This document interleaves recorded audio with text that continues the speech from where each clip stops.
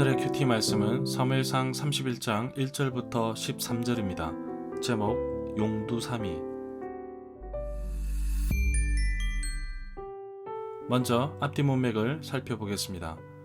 다윗이 블레셋 가드왕 아기스에게 망령하였습니다. 그런데 블레셋과 이스라엘이 전쟁을 하기 위해 진을 쳤는데 다윗의 입장에서 보면 이스라엘과 싸울 수도 안 싸울 수도 없는 고민에 빠졌습니다. 다행히 블레셋 지휘관들이 다윗이 전쟁에 참전하는 것을 반대하면서 자연스럽게 위기를 모면하였습니다. 다윗이 주둔지로 돌아왔는데 아말렉이 쳐들어와서 가족과 가축들을 끌고 가버렸습니다. 다윗은 먼저 여호와께 묻고 응답받아서 추격을 하였는데 아말렉과 싸워 이겼고 가족들을 찾아왔습니다. 전리품 또한 모두에게 골고루 나누어 주었습니다.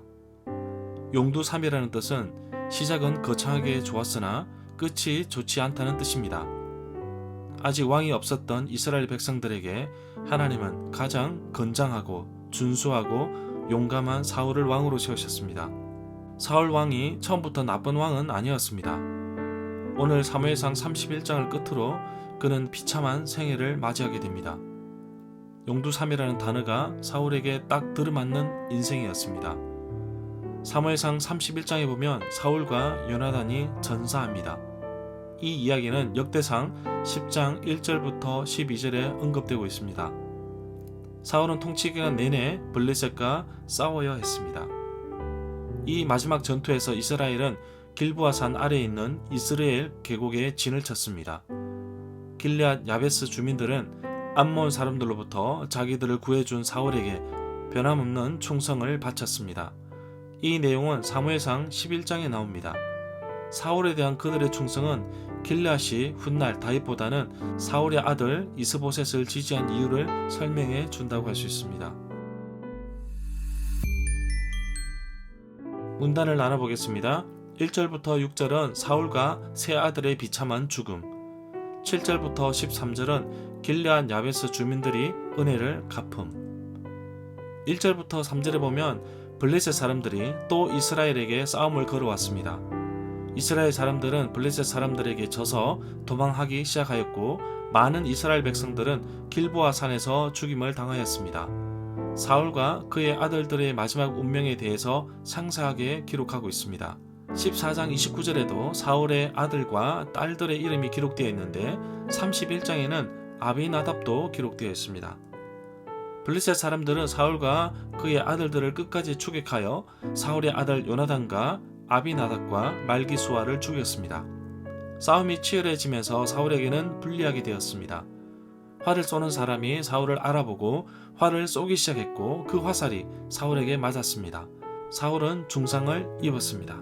4절부터 6절에 보면 사울이 자기의 무기 들고 있는 담당 부하에게 명령을 하였는데 담당 부하의 칼을 뽑아서 사울 자신을 찔러라고 하였습니다. 그런 이유는 저 할례 받지 않는 블레셋 사람이 사울 자신을 찌르고 모욕할까 두려워해서 그랬습니다. 그러나 사울의 담당 부하가 나서서 감히 행하지 못하였습니다. 그러자 사울이 자기 칼을 뽑아서 그 위에 엎어졌습니다. 6절에 보면 죽었더라 라고 하였는데 사울과 그의 아들들의 죽음은 사무엘의 예언이 성취되고 있음을 말해주고 있습니다. 9절에 보면 블레셋 사람들은 이스라엘과 전투에서 빼앗은 하나님의 언약궤를 자신들이 섬기는 신전에 둔 적이 있었습니다. 이것은 자신들이 섬기는 우상의 신이 이겼다고 생각했기 때문입니다. 이전 전쟁에서도 자신들이 승리했다고 해서 사울의 갑옷을 자신들의 신전에 두었습니다. 목을 자른다는 것은 다윗도 골리앗을 이겼을 때 그런 행동을 하였습니다. 전쟁에서 이겼다는 기념으로 삼았기 때문이고 사울의 시체를 성벽에 달아둔 것은 욕을 보이기 위함입니다. 10절부터 12절에서 사울이 죽었을 때 벳산 성은 이스라엘 땅이 아니었습니다. 블레셋 사람들과 가까운 무리가 차지하고 있었던 지역입니다. 길앗 야베스 주민들은 블레셋 사람들이 사울에게 행한 일을 전해 들었습니다. 그래서 길앗 야베스 주민들 가운데 용사들이 나서서 밤새 달려가 사울의 죽음과 그 아들들의 시체를 성벽에서 내려가지고 야베스로 돌아와서 그 죽음을 모두 화장하였습니다. 이스라엘 백성들에게 흔하지 않은 행동들이 나옵니다. 스스로 목숨을 끊은 것, 사울과 그 아들들의 시체를 불에 태운 것입니다. 화장하는 것 역시 이스라엘에서 일상적인 관습이 아니었습니다. 그래서 역대상 10장 12절에 보면 아예 불사르다라는 표현 자체가 없습니다. 사람들에 따라서 여기 히브리어 동사가 불사르다 보다는 향료에 기름을 붓다라는 의미로 생각하기도 합니다. 절마다 상세한 설명과 구절 해석, 그리고 핵심 내용과 중심 줄거리는 네이버 블로그에 올려져 있습니다. 내게 주시는 교훈입니다. 사울의 평생을 보면 다윗을 쫓기도 하였고 특이한 것은 블레셋과 계속 싸움을 했다는 것입니다. 심지어 다윗을 추격하는 가운데 블레셋이 공격해와서 다윗을 추격하는 것을 포기한 적도 있었습니다. 평생 전쟁만 하다가 전쟁에서 죽게 된 사울을 보면 그의 인생이 너무나도 안타깝습니다. 사무엘과 다윗을 통하여 경고의 메시지를 주었지만 사울은 깨닫지도 못하고 계속해서 범죄하고 맙니다.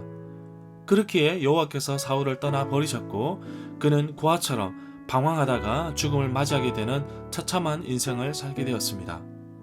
사울은 이스라엘 왕입니다. 왕에 걸맞는 사람을 하나님께서 세워주셨습니다.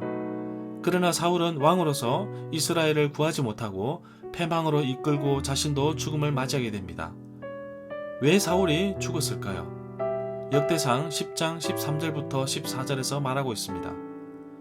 사울이 죽은 것은 여호와께 범죄하였기 때문이라. 그가 여호와의 말씀을 지키지 아니하고 또 신접한 자에게 가르치기를 청하고 여호와께 묻지 아니하였으므로 여호와께서 그를 죽이시고 그 나라를 이새의 아들 다윗에게 넘겨주셨더라 라고 기록하고 있습니다. 하나님은 심판의 하나님이십니다. 돌이켜서 회개하고 주께로 돌아오는 자는 사랑으로 은혜로 품어주시지만 불순종으로 범죄한 자에게는 내버림을 통하여 방황하게 하십니다. 사울은 원래 나쁜 사람이 아니었습니다. 하나님께 죄를 마구 짓는 사람도 아닙니다. 그는 준수한 청년이었고 용감한 사람이었습니다. 왕의 자격으로 충분하였고 제비를 통해 뽑힌 사람이었습니다. 그를 패망으로 몰고 간 것은 바로 교만입니다. 왕권을 유지하기 위해 무모한 도전과 하나님을 의지해야 할 왕이 두려움에 사로잡혀 율법을 깨트려가면서 죄를 지은 것입니다. 사울의 인생을 보면 마치 용두사미와 비슷하다고 할 수 있을 것입니다. 그렇다면 나는 어떤가요? 나는 왕도 아니고 이스라엘 사람도 아니고 사울이 아니니까 괜찮겠지 라는 생각은 버리셔야 합니다. 교만하게 되면 언제든지 사울처럼 될 수 있음을 반드시 기억해야 할 것입니다. 용두사미가 되지 말고 용두용미가 되어야 하지 않겠습니까? 내 평생의 마지막에는 하나님을 기쁘시게 하는 인생으로 끝마칠 수 있는 그런 삶을 기대하며 살아가는 하루가 되기를 간절히 소망합니다.